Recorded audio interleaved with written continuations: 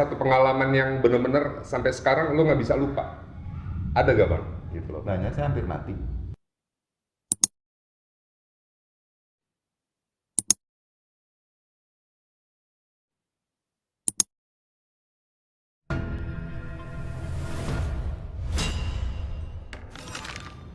Sama ini bang, sekarang boleh gak berbagi tips buat penonton nih, gimana caranya abang menjaga secara fisik dari dari awal bermain sinetron kan sampai sekarang itu abang posisinya masih intens.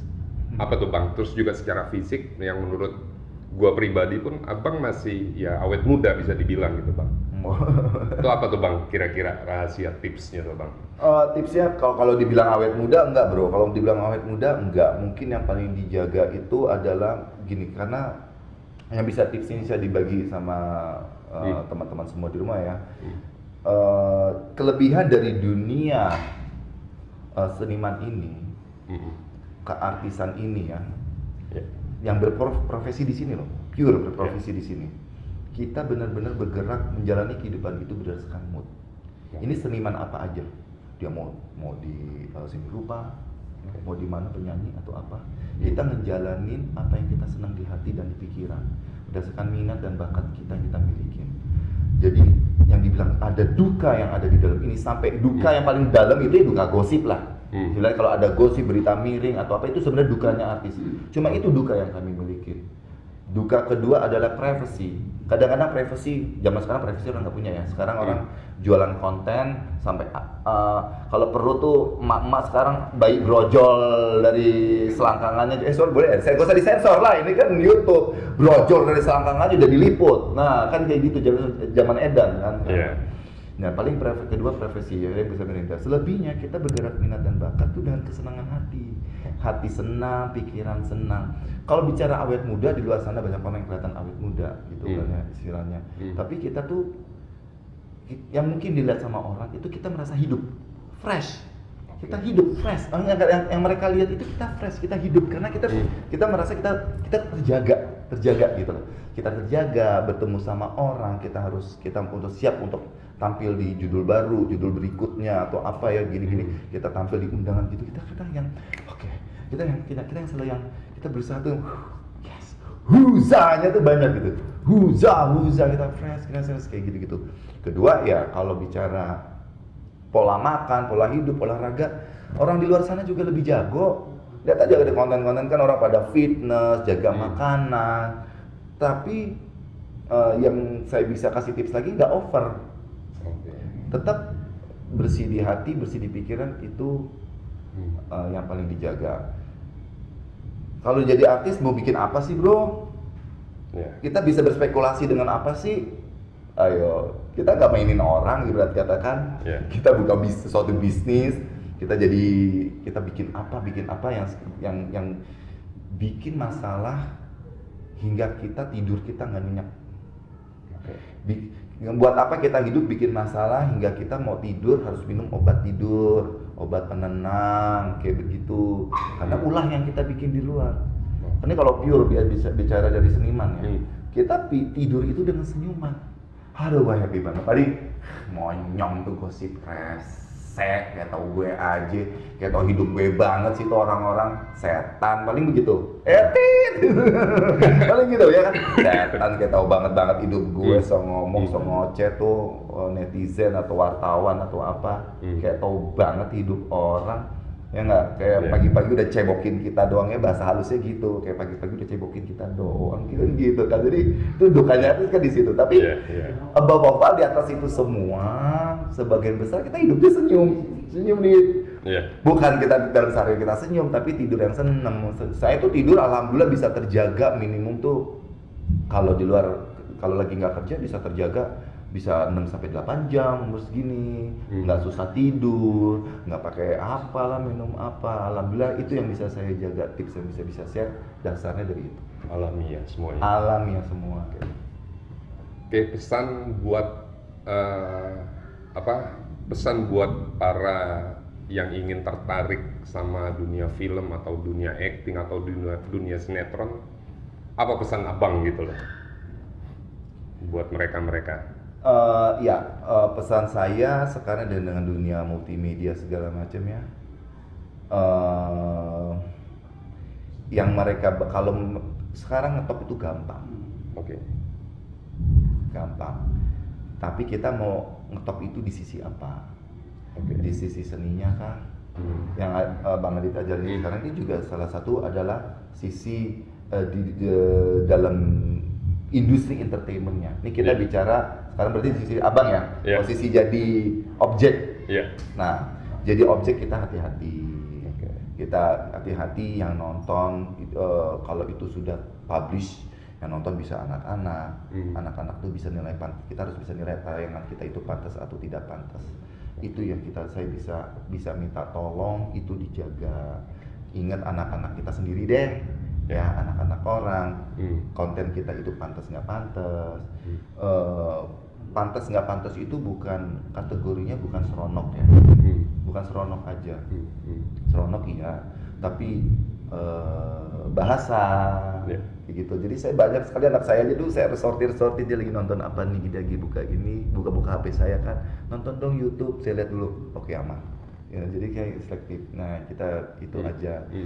Terus kita mau ambil di sisi apanya, gitu lah. Kalau memang kalau pingin bermain-main dengan YouTube, dengan segala macam dalam konteksnya seni peran, berseni peranlah yang baik. Seni peran yang baik, karena seni peran itu, acting itu bukan seni berpenampilan. Itu beda. Ya, kita bukan cuma sekedar performing art, bukan itu. Kita perform aja udah ngegoblek gitu, ngomong ada dialog bisa panah gitu enggak. Kalau pingin jadi komedian, ada pakem komedian. Ini kan orang kadang ini juga pingin bikin lucu ya. Seneng sih niatnya bikin hibur. Ingat loh, komedian itu ada pakem-pakemnya loh. Apa dalam seni komedi itu apa pakem yang mesti dijaga? Ada loh, kamu pilih stand up komedi kah? Atau mau apakah ngeludruk, ngelenong? Saya lebih senang seni rakyat yang ngeludruk, ngelenong kayak gitu. Saya lebih appreciate dari yang cuma sekedar anak-anak cuma ngegoblek, bikin lucu, nggak ada pakemnya, nggak jelas. Ini yang terjadi di kita, sok bikin lucu. Jangan lucu itu nggak bisa direkayasa. Nggak bisa direkayasa. Kalaupun direkayasa nggak panjang umur ya. Mungkin ini sekarang lagi fenomena bikin gimana ya silakan. Tapi itu kenapa saya merasa saya ngomongnya kok terlalu idealis mungkin kayak gitu. Karena ini kan seninya itu dijaga kualitasnya. Seninya dijaga. Sebenarnya kualitas standar kualitas yang sebenarnya harus berjalan itu seperti apa. Kalau memang di luar sana itu kalian orang-orang hebat, ya jangan main kandang. Coba mulai bersaing keluar, dilihat kayak gitu-gitu. Sukses, salut banget sama yang sukses-sukses yang bisa diterima di luar, harus kayak begitu. Kan banyak tuh konten-konten yang di luar negeri ada respon yang bagus. Good, pertahankan, tingkatkan standar quality-nya, dijaga dan ditingkatkan. Itu sih tips saya. Jadi nggak cuma sekedar tampil, jaga kontennya.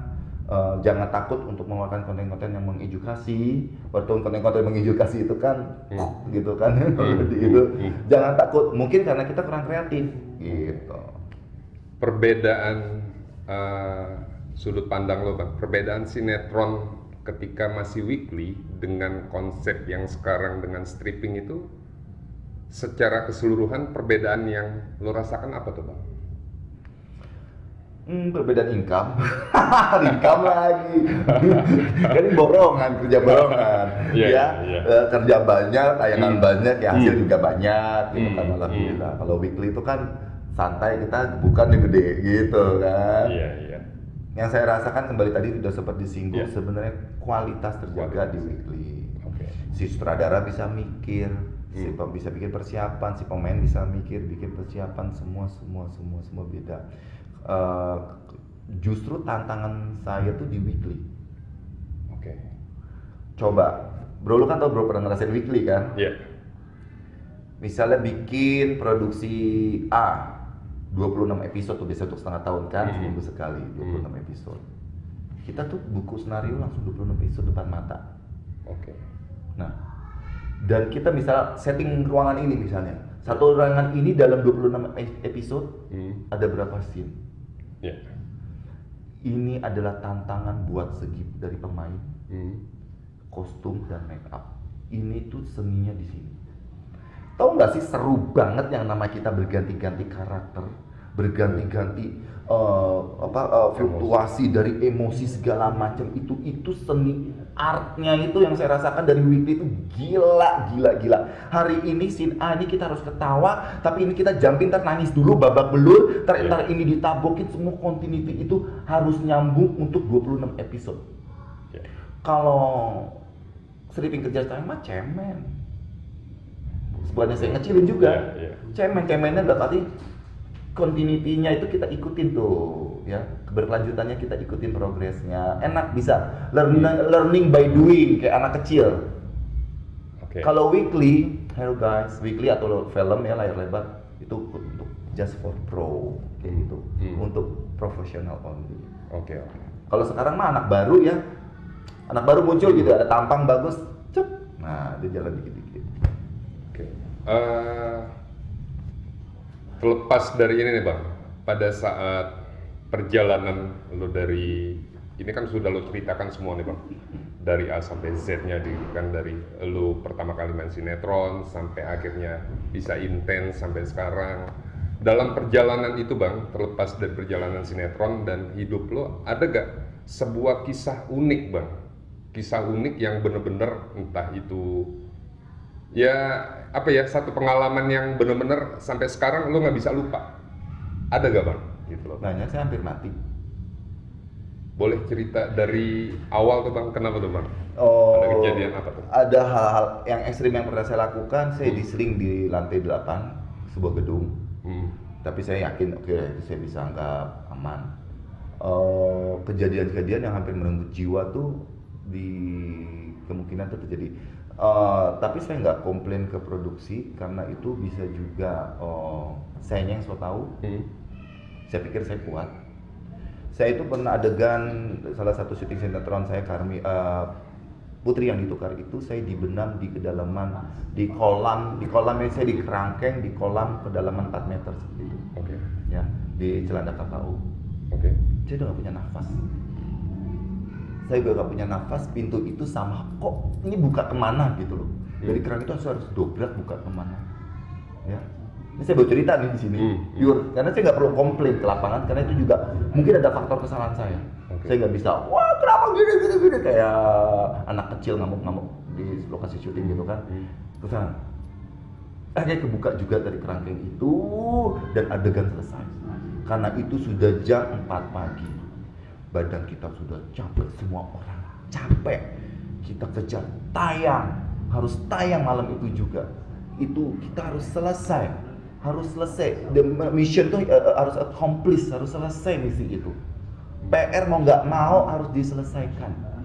Terus saya challenge badan kayak yang penting udah itu udah tinggal gitu doang. Jadi saya tinggal nafas itu tuh air semua kolam tinggal saya telan. Sebetulnya saya tinggal dan tinggal gitu aja. Walaupun ada para scuba ya yang jaga kita nge-shoot kan, ada kameramen scuba. Tapi kayak kondisinya kayak gitu. Jadi yang kayak merenggut jiwa gitu tuh udah pernah gitu. Yang kadang-kadang habis selesai, ngomong harus selesai, sampai keluar gitu. Alhamdulillah. Ya jatuh dari kuda udah pernah. Saya ini pekerja sebenarnya bro, kerjaan yang benar-benar mengeluarkan keringat dan darah cuma kerjaan acting mungkin salah satu.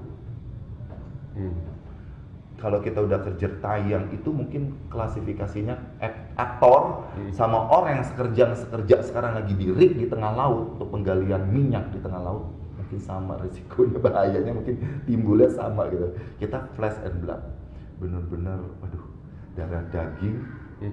Darah dan keringat itu keluar dalam acting. Itu pada saat lu udah nggak kebuka itu apa Bang yang ada di pikiran lo pada saat itu gitu? Saya challenge diri, kuat apa saya bisa tahan. Saya nggak jangan sampai nafasnya bener-bener sampai merah banget sih muka saya. Orang nggak tahu aja karena udara jam 4 pagi itu kolam sangat dingin. Terus orang nggak tahu kalau saya memucat, nggak jadi memucat ya karena saya menahan itu semua biar saya bisa keluar dari itu semua. Terus itu kalau nahan dingin saya juga pernah. Ini syuting juga kejar tayang, saya di puncak jam 3 pagi. Saya gimana harus nahan itu dingin. Gimana itu nahan, gimana dingin. Saya sementara harus adegan mati. Freezing. Saya cuma bisa panas, saya juga bisa mengambil sugesti dalam diri itu ada dalam teknik acting. Saya mensugestikan suasana, panas. Saya harus mati, terus hujan tuh ya udah nusuk, dibikin adegan hujan di puncak. Itu deh gitu. Selesai syuting itu saya cuma dikasih karunia sama Yang Maha Kuasa nggak jadi sakit aja. Itu yang saya dingin, saya kategorinya udah mau pingsan. Nahan itu adegan yang harus tahan kayak gitu. Terus pernah gak punya pengalaman Bang pada saat lo syuting itu ketemu makhluk ya astral lah atau diganggu sama bangsa-bangsa begituan, pernah gak ada satu kejadian itu Bang?